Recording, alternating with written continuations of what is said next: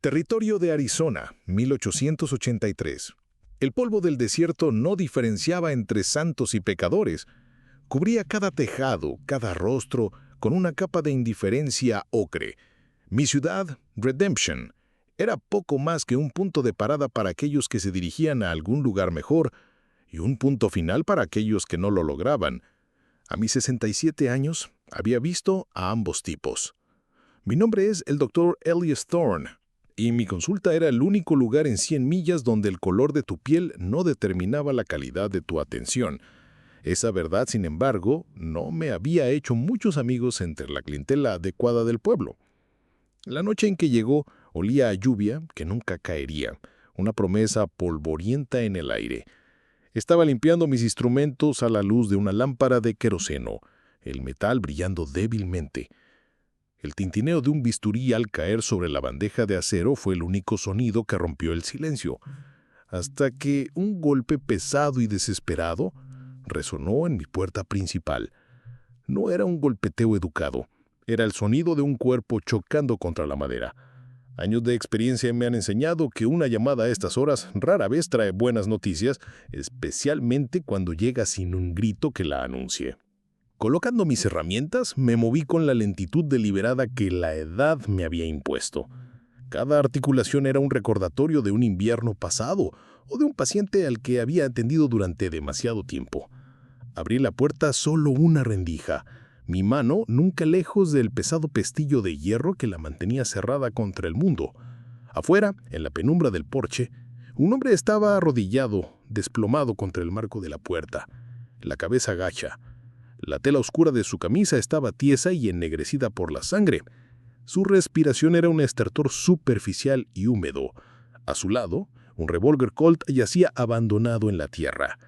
Sus ojos, cuando los levantó hacia mí, eran de un azul sorprendentemente brillante. Un destello de desafío en un rostro pálido y sudoroso, enmarcado por un desordenado cabello rojo. Era joven, no más de 25 años, pero la vida en la frontera había tallado duras líneas alrededor de su boca. «Ayúdeme», susurró, la palabra un raspo graznido. «Me han disparado». Lo arrastré adentro, un peso muerto de hombre y problemas. El olor a pólvora, sudor y sangre llenó mi pequeña consulta.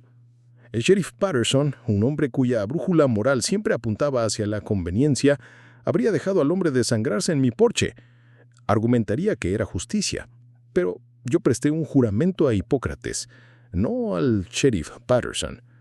Mientras lo acostaba en mi mesa de operaciones, rasgando la camisa ensangrentada, vi el agujero, una agujera de bala fea y desgarrada, en su costado, profunda y sucia. La bala seguía dentro. «Necesitará aguantar esto, hijo», le dije, mi voz más tranquila de lo que me sentía. «No tengo whisky para el dolor». Él asintió débilmente, sus nudillos blancos mientras se aferraba a los bordes de la mesa. «Mi nombre es Finian», logró decir. «Finian O'Malley». El nombre no significaba nada para mí, y eso era bueno. No quería saber. No quería saber si este hombre tenía un cartel de «Se busca» con su rostro en él. En ese momento, solo era un paciente, un cuerpo roto que necesitaba reparación. Después de tantos años, había aprendido que es más fácil arreglar los cuerpos que las almas que los habitan. Durante las siguientes 2 horas trabajé. La lámpara zumbaba. El único otro sonido era mi respiración constante y sus gruñidos de dolor ahogados. La bala estaba alojada peligrosamente cerca de su riñón, y extraerla fue un asunto delicado. Usé la poca tintura de adormipia que me quedaba, pero no fue suficiente. Sentí su cuerpo tensarse, su mandíbula apretada contra un grito. «Quieto ahora», te advertí, suavemente, mis dedos sondeando la herida. Un movimiento en falso y estarás saludando a San Pedro antes del amanecer. Finalmente, con un tirón repugnante, la bala salió, un trozo deforme de plomo. La dejé caer en un recipiente de metal con un tintineo satisfactorio. Lo que siguió fue la limpieza, la costura, puntos apretados y precisos. Una habilidad que perfeccioné no en escuelas de medicina, sino en los campos de batalla de la guerra civil, suturando a jóvenes de ambos lados, sus uniformes azules y grises empapados de un rojo idéntico. Vendé la herida, el lino blanco una cruda mancha contra su piel pálida. El hombre, Finian, se había desmayado por el dolor, lo cual era una misericordia. Mientras lo cubría con una manta, escuché el primer susurro de chismes. Alguien debió de haber visto. Alguien siempre veía. Redemption era una ciudad construida sobre miradas robadas y juicios susurrados. Para cuando saliera el sol, todo el pueblo sabría que el Dr. Thorne había acogido a un pistolero. Y en un lugar como este, la compasión a menudo se confundía con la complicidad. Me senté en mi viejo sillón de cuero, el olor a antiséptico y sangre todavía pesado en el aire, y esperé el amanecer. Había tomado una decisión que mi experiencia me decía que era peligrosa, pero que mi conciencia exigía. Había salvado a un hombre, sin importarme su pasado.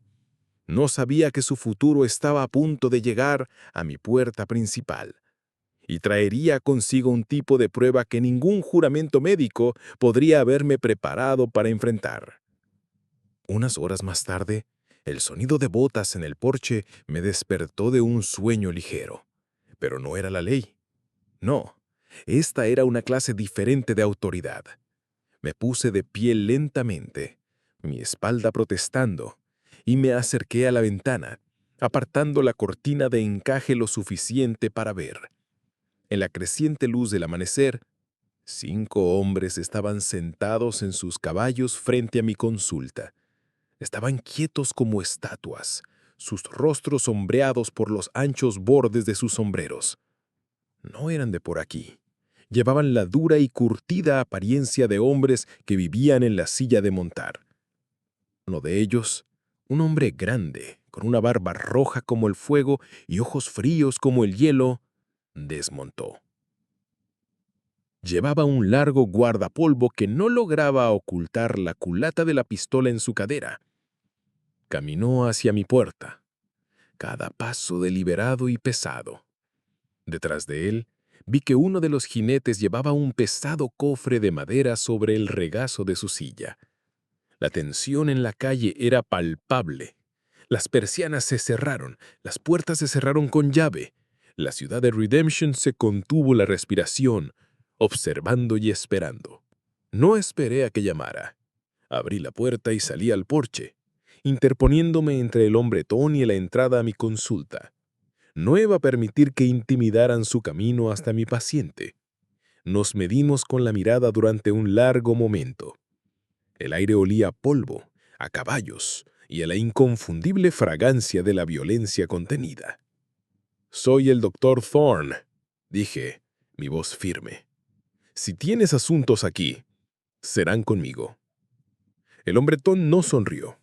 Sus ojos de hielo se desvieron hacia la ventana de mi consulta y luego volvieron a mí.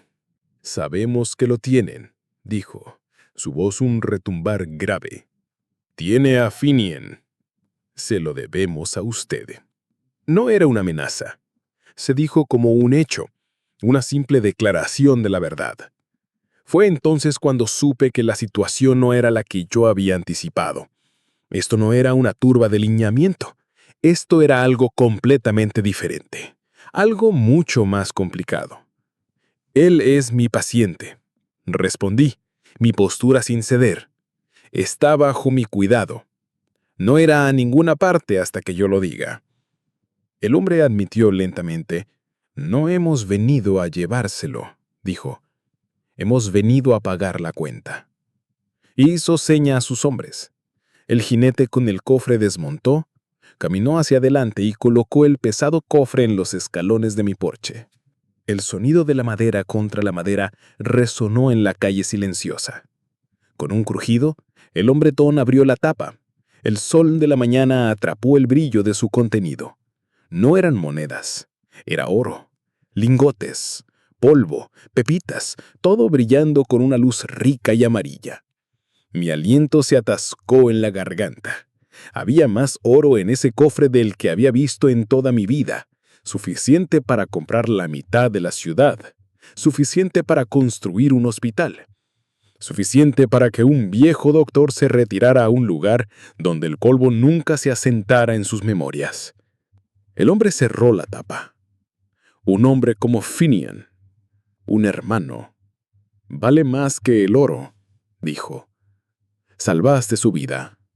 La banda de O'Malley paga sus deudas. Miré al cofre, y luego a los rostros duros y expectantes de los forajidos. Esto no era un pago, era una declaración, era una carga. El pueblo ya creía que yo era cómplice. Este acto, este despliegue descarado de riqueza mala vida, no era una recompensa, era una soga de oro que me ataría el destino de Finian O'Malley y su banda, para bien o para mal. Y mientras el sol de Arizona se elevaba más en el cielo, tuve el terrible presentimiento de que lo peor estaba por llegar. El cofre de oro se quedó en mi porche como una acusación silenciosa. El sol de la mañana brillando sobre la madera desgastada. La banda de O'Malley se había marchado tan silenciosamente como había llegado, dejándome a solas con el peso de su gratitud. En Redemption, un secreto era una mercancía más valiosa que el oro, y yo ahora poseía demasiado de este último. Arrastré el cofre adentro con un esfuerzo que hizo que me dolieran los huesos, el sonido de su arrastre sobre el suelo de madera resonando con una sensación de finalidad. Lo deslicé debajo de la mesa de operaciones, fuera de la vista, pero no de la mente. Sabía, con la certeza de un hombre que había visto demasiado de la naturaleza humana, que este oro traería más problemas que los que la herida de bala de Finian jamás podría. La vida me había enseñado una y otra vez que nada es tan pesado como la generosidad de un hombre peligroso. Pasé la mayor parte del día atendiendo a Finian. Se despertó justo antes del mediodía, débil pero lúcido. Sus ojos azules, ahora nublados por el dolor, buscaron en la habitación y se posaron en mí. «Todavía respiro, viejo», graznó, un fantasma de sonrisa jugando sobre sus labios agrietados. «Apenas», respondí, mientras le ofrecía un cucharón de agua. «Pero sí, por ahora tu cuenta con el Creador no ha sido saldada». Me contó fragmentos de la historia mientras cambiaba sus vendas. Un robo a una diligencia que salió mal. Un disparo de suerte de un guardia asustado. No preguntó por el oro y yo no se lo ofrecí. Este tesoro yacía entre nosotros, una verdad no reconocida que pesaba más en la habitación que la amenaza de su propia mortalidad. La segunda visita que recibí ese día no fue tan tranquila. El sheriff Patterson irrumpió en mi consulta sin la cortesía de llamar, con su gran barriga precediéndolo. Sus pequeños ojos porcinos recorrieron la habitación, sin detenerse en mi paciente convaleciente, pero buscando algo más. «Thorne», dijo, con el aliento agrio a café y a superioridad moral. «El pueblo está hablando. Dicen que los hombres de O'Malley te visitaron. Dejaron algo para ti». «Atendí a un herido, sheriff, como he hecho durante 40 años en esta ciudad», respondí con frialdad, bloqueando su vista de la cama. «Mi trabajo es arreglar a los hombres, no juzgarlos. Ese es el tuyo». Patterson se burló. «No juegues al santo conmigo, Elias. Ese hombre que estás escondiendo es un asesino y un ladrón. La justicia lo quiere. Y he oído que la gratitud de su clase es generosa». Su mirada se deslizó hacia el espacio debajo de mi mesa. «Incautaré cualquier propiedad robada encontrada en este local». «Entonces tendrás que obtener una orden, sheriff», dije, mi voz bajando a un tono bajo y firme que había usado en pocas ocasiones en mi vida. «Y tendrás que pasar por encima de mí para llegar a mi paciente. No morirá esperando la conveniencia de la ley. Te lo garantizo». Nos miramos fijamente, un enfrentamiento de dos tipos diferentes de ley. La ley de los libros y la ley de la conciencia. Finalmente, resoplando por frustración, Patterson se dio la vuelta y salió, la amenaza implícita flotando en el aire. La ciudad entera ahora estaba observando, no solo los criminales. Y ahora me encontraba en una posición imposible, protegiendo a un hombre que no conocía de una ley en la que no confiaba. Todo por un cofre de oro que no quería. Era como un eco de mi pasado, una vez más, atrapado en el medio, tratando de remendar las heridas causadas por las convicciones de otros hombres. Durante los siguientes días, una frágil rutina se estableció. Atendí a los ciudadanos de Redemption durante el día, fiebres, fracturas y temores, y a Finian por la noche. Hablaba más a medida que su fuerza volvía.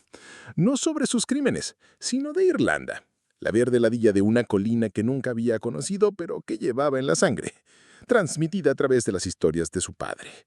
Contaba historias de hambruna y rebelión, un legado de lucha que parecía correr tan profundo en él como el color de sus ojos.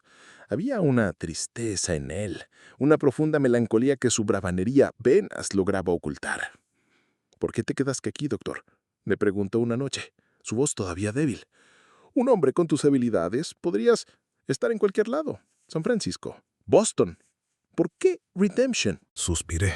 El sonido áspero en la habitación silenciosa.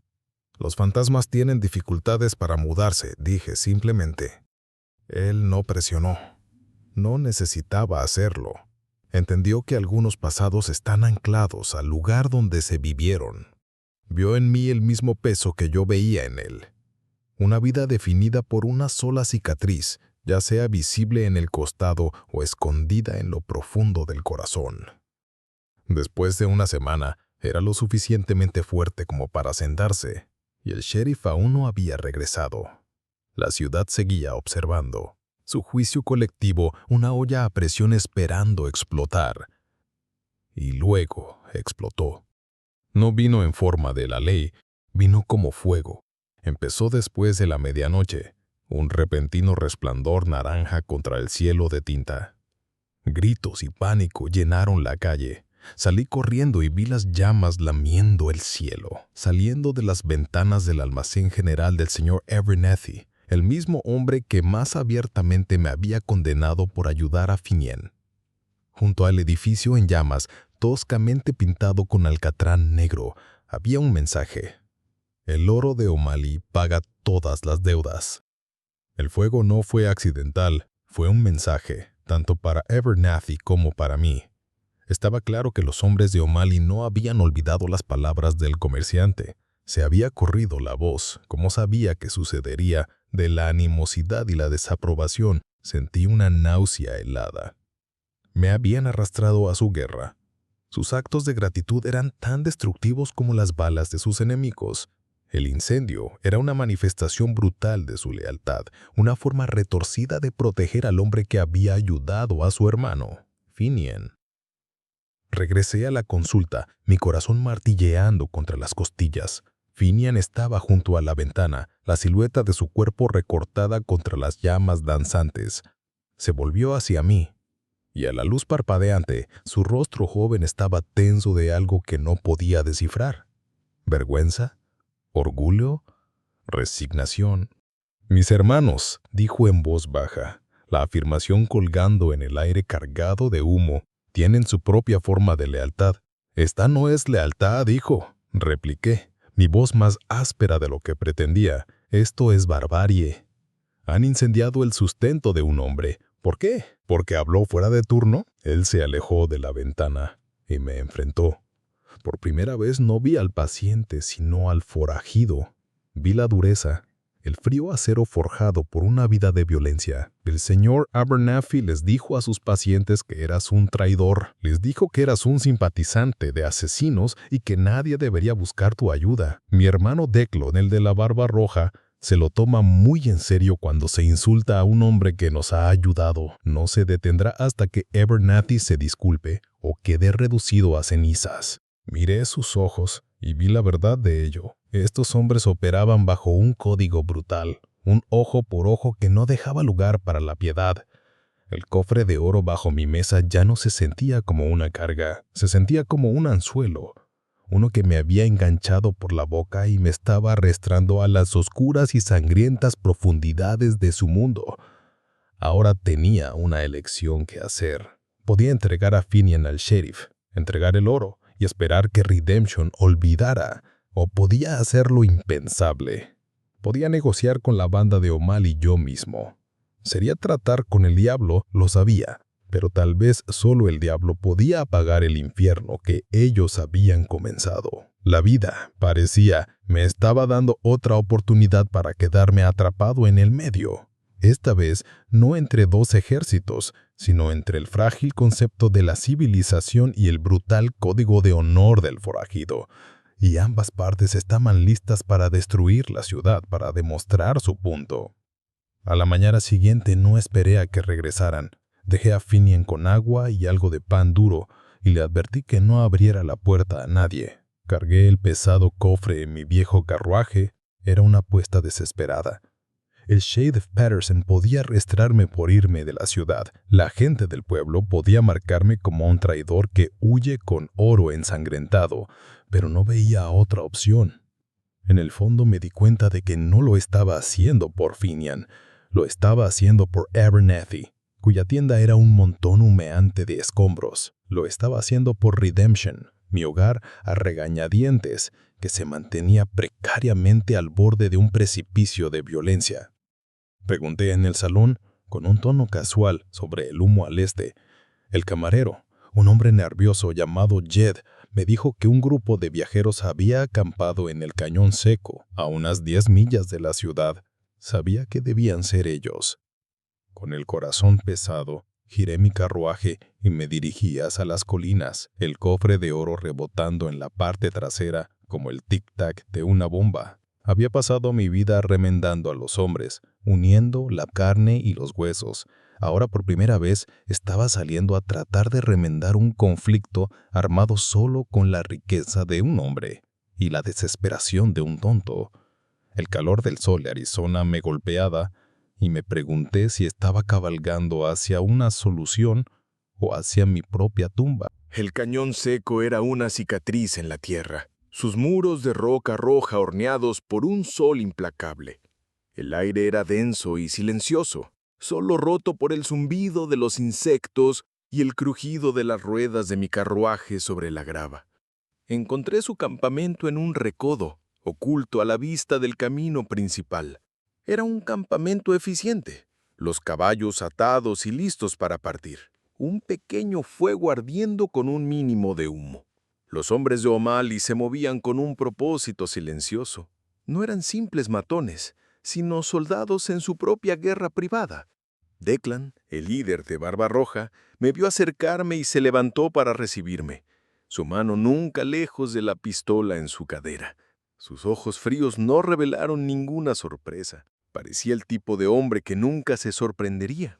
«Doctor», dijo a modo de saludo, su voz tan plana y dura como el suelo del desierto. «Se ha alejado mucho de su consulta. El problema que ustedes crearon se ha extendido más allá de mis 4 paredes», respondí, deteniendo mi carruaje y permaneciendo sentado. A mi edad uno aprende a conservar la energía. He venido a devolverle su propiedad. Con un gruñido me bajé y me dirigí a la parte trasera del carruaje. Con esfuerzo bajé el cofre y lo empujé hacia el centro del campamento. El sonido sordo que hizo al caer al polvo llamó la atención de los demás forajidos.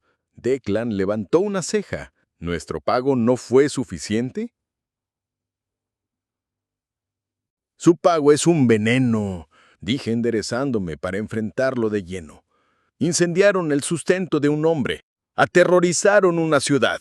Han puesto un objetivo en mi espalda. Y han puesto en peligro la vida misma que me pagaron por salvar. Tomen su oro.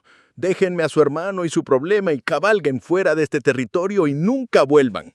Una risa baja retumbó en el pecho de Declan. No era alegre. «Doctor, usted tiene una comprensión de la medicina, no de negocios. Pagamos por el bienestar de nuestro hermano. Cualquiera que amenace ese bienestar se convierte en parte de la transacción». «¿La transacción?», cuestioné, la indignación agudizando mi voz. «Un hombre habló mal de mí en una taberna. ¿Por eso? ¿Incendian su tienda? ¿Dónde termina eso, Declan? ¿Colgarán a su esposa por servirme café? ¿Dispararán al herrero por herrar mi caballo?» Dio un paso más cerca, su imponente figura proyectando una larga sombra sobre mí. «Él termina cuando los hombres aprenden a respetar el nombre de O'Malley. El señor Abernathy recuperará sus palabras o lo próximo que arderá será su casa, con él dentro. Es sencillo». Sabía en ese momento que la lógica y la moral eran inútiles.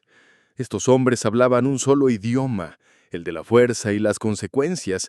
Me sentía desesperanzado, un viejo tonto en una misión de tontos. Había arriesgado todo para venir aquí, solo para chocar contra un muro de violencia inflexible. «Declan», dije, suavizando mi voz, cambiando de táctica, de la confrontación a la súplica. Salvé la vida de su hermano.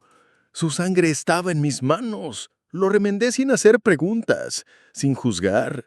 Por el bien de esa vida le pido que detenga esto. La deuda está pagada. Su gratitud, tan brutal como es, ha sido reconocida. Pero esta venganza destruirá a Finian. Lo arrastrará a él y a esta ciudad a una guerra que nadie puede ganar. Mis palabras parecieron golpearlo de una manera que mi enojo no lo había hecho. La mención del nombre de Finian parecía atravesar su dura caparazón. Se quedó en silencio por un largo momento, sus ojos de hielo estudiando mi rostro, buscando algo. ¿Verdad, tal vez? ¿O debilidad? No estaba seguro de cuál encontró. Justo entonces, un jinete solitario apareció en la entrada del cañón, cabalgando rápido. Era Finian. Se bajó de su caballo robado. La herida en su costado claramente le dolía. Sus ojos azules estaban encendidos, no con fiebre, sino con una furia clara. Se dirigió directamente a su hermano. «¿Qué has hecho, Declan?», demandó, su voz temblando de ira. «¿Quemar a un hombre? ¿Aterrorizar al viejo que me salvó la vida? ¿Es este tu código de honor?». Declan se turnó hacia él. «Protegí el nombre de nuestra familia. Protegí al hombre que te ayudó. No pedí tu protección», gritó Finian, su rostro contraído. «Este hombre, el Dr. Thorne, me mostró una amabilidad que no he conocido en 10 años. Me remendó como un ser humano, no como un O'Malley. Y tú le pagas con fuego y temor. No eres mejor que los hombres que ahorcaron a nuestro padre». El golpe dio en el blanco. La cara de Declan se sombreció y levantó la mano como para golpear a su hermano menor. Se contuvo, el puño temblando en el aire entre ellos. La tensión en el campamento era tan densa como el calor. 2 hermanos, 2 versiones del mismo código retorcido, enfrentándose por el alma de una ciudad. Fue entonces cuando intervine. «Ya basta», dije, mi voz tranquila, pero llevando el peso de la autoridad. No la autoridad de la ley, sino la de un hombre que había visto suficientes muertes para toda una vida. Ambos se volvieron hacia mí. «Finian tiene razón, Declan. Esta no es la manera. El oro no puede pagar la vida de un hombre, pero tampoco puede hacerlo el fuego. Tu deuda no es conmigo, ni con Abernathy, es con tu hermano». Me volví hacia Finian, «y la tuya es conmigo. Y esta es mi petición. Quédense con el oro. Usen un poco para reconstruir la tienda de Abernathy, el doble. Denle suficiente para que pueda retirarse si así lo desea. El resto, llévenselo y márchense. Al sur, a México, o al oeste, a California. Comiencen una nueva vida, una donde el nombre de O'Malley signifique constructores, no quemadores. Dejen que ese sea su pago». El silencio se extendió por el cañón. Los hermanos se miraron, una conversación no hablada pasando entre ellos. Vi un destello de la infancia, una larga historia de lucha y supervivencia que los unía más fuerte que cualquier argumento. Había pasado mi vida remendando lo que se podía romper: carne, huesos. Ahora, por alguna tonta razón, había intentado remendar un código amoral. Declan fue el primero en romper el silencio. Se agachó y abrió el cofre. Cogió un puñado de polvo de oro, dejándolo correr por sus dedos. Luego se volvió hacia uno de sus hombres. «Liam», dijo, «toma a 2 hombres. Cabalga de vuelta a Redemption. Encuentra a Abernathy. Dale esto». Cogió un pesado lingote de oro y se lo arrojó. «Dile que es por sus problemas y que la banda de O'Malley le envía sus disculpas. Si alguien se interpone en tu camino, le responderás a Finian». Asentió a su hermano menor, una transferencia de poder, un reconocimiento. Luego me miró. «Usted es un buen hombre, doctor, y un negociador infernal». Finian se acercó a mí. «Me iré con ellos, doctor», dijo. «Iremos a California. Haremos las cosas bien». Vislumbré una posibilidad de redención en sus ojos, un camino para salir de la oscuridad. Extendió su mano. «Gracias por todo». Estreché su mano. «Mantente vivo, hijo», dije, «y lo más importante, vive bien». Los vi marcharse. La banda de O'Malley cabalgando, no como forajidos huyendo, sino como hombres con un propósito. Regresé al Redemption en silencio, con mi viejo carruaje sintiéndose mucho más ligero. Cuando llegué a la ciudad, la gente salió de sus casas. No había susurros, no había miradas de reojo. El sheriff Patterson estaba en los escalones de mi consulta, su rostro una máscara de confusión. El señor Abernathy estaba a su lado, sosteniendo un pesado lingote de oro en sus manos, y los ojos llenos de incredulidad. Nadie dijo una palabra mientras yo pasaba y entraba en mi consulta. El aire todavía olía antiséptico, pero esta vez también olía a algo más, algo parecido a la paz. Esa noche me senté en mi viejo sillón de cuero y vi ponerse el sol sobre el desierto. La ciudad de Redemption estaba a salvo, al menos por ahora. Había sanado a un forajido, enfrentado a una banda y devuelto un tesoro maldito. Había mantenido mi juramento y tal vez, solo tal vez, en el proceso, había ayudado a sanar algo más. No una herida de bala, sino una pequeña fractura en el código moral de un mundo salvaje.